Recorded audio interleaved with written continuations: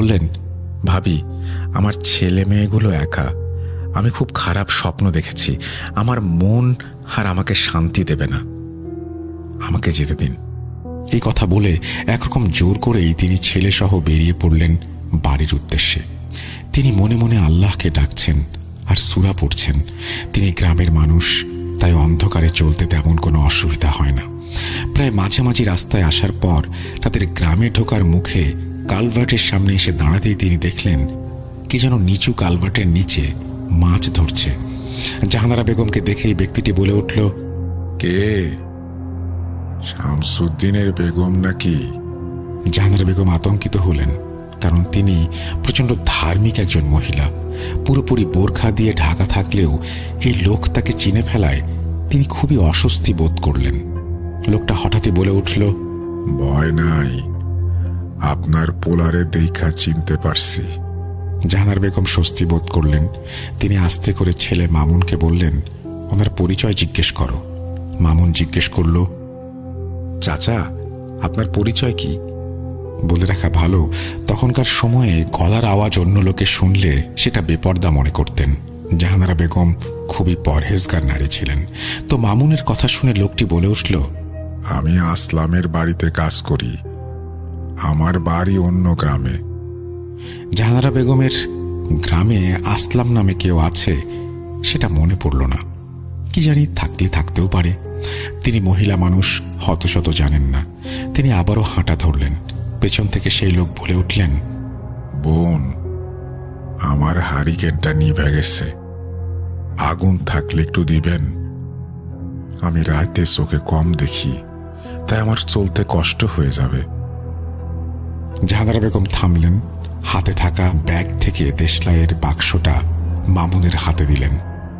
আগুন জ্বালিয়ে দিয়ে দেশলাইটা নিয়ে আয়।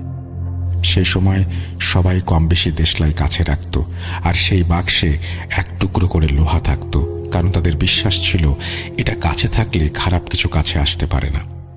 যাই হোক, মামুন দেশলাইটা দিতে গেল, কিন্তু দেয়ার আগেই লোকটা বলে উঠল, তেল মনে হয় সব পইরা গেছে। না, বাসায় যাউন ছাড়ার উপায় নাই দেখতেছি। এ কথা বলে লোকটা কালভার্টের নিচ থেকে উপরে উঠে এলো। জাহানারা বেগম অবাক হয়ে দেখলেন লোকটার সাথে একটা বিশাল কুকুর। লোকটা বলে উঠল, ভয় নাই, ও পোষা। আপনারা আগে আগে যান, আমিও পেছন পেছন আসতেছি। আমার বাড়ি ওই দিকেই। জাহানারা বেগম আর কিছু না বলে ছেলের হাত ধরে হাঁটতে শুরু করলেন। পথে আর তেমন কোনো কথা হলো না।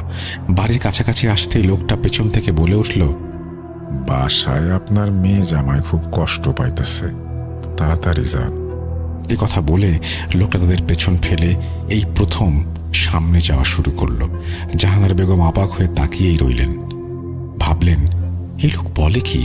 আমার মেয়ে জামাই এখানে আসবে কোত্থেকে? সে তো ঢাকায়। আর এই লোক যাচ্ছে কোথায়? সামনে তার কোনো বাড়িঘর নেই। এসব ভাবতে ভাবতে বাড়ির উঠোনে প্রবেশ করলেন তিনি। মামুন হঠাৎই বলে উঠল, মা দেখো, চালের ওপরে কি যেন। মামুনের কথা শুনে চালের দিকে তাকাতেই তিনি দেখলেন কি যেন একটা চোখের পলকে সরে গেল। তিনি ঘরের দরজায় কড়া নাড়লেন, কোনো আওয়াজ নেই।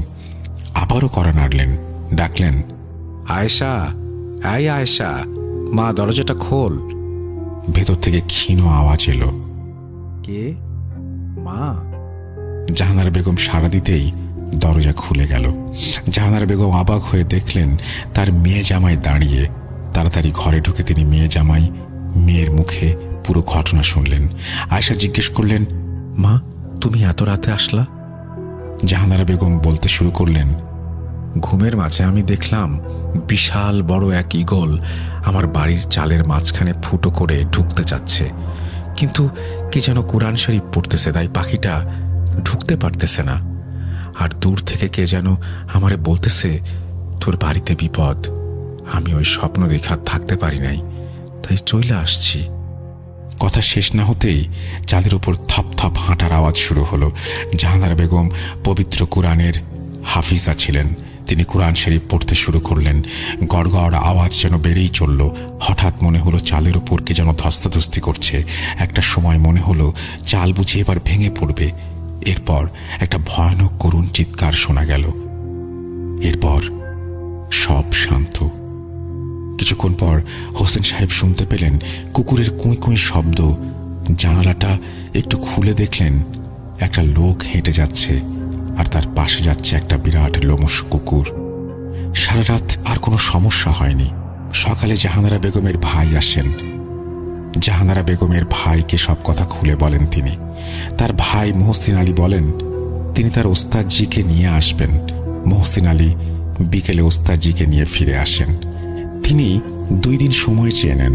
2 দিন পর তিনি এসে বলেন এই পরিবারটাকে শামসুদ্দিন সাহেবের পূর্বপুরুষের সময় থেকে একটি জিন পরিবার রক্ষা করে আসছে, আর সেদিন রাতে একটি খারাপ পিশাচ হোসেন সাহেবের পিছু নেয় এবং এতে করে আমাদের বাড়ি চলে আসে। কিন্তু সেই ভালো জিন হোসেন সাহেবকে বাড়ি পৌঁছে দেন এবং জাহানারা বেগমকে সাবধান করেন এবং তাকেও বাড়ি পৌঁছে দেন, এবং যাওয়ার সময় পিশাচটাকে মেরে সাথে করে নিয়ে যান। এই বলে ওস্তাদ হোসেন সাহেবকে কিছু পানি পড়া খেতে দিয়ে বিদায় নেন।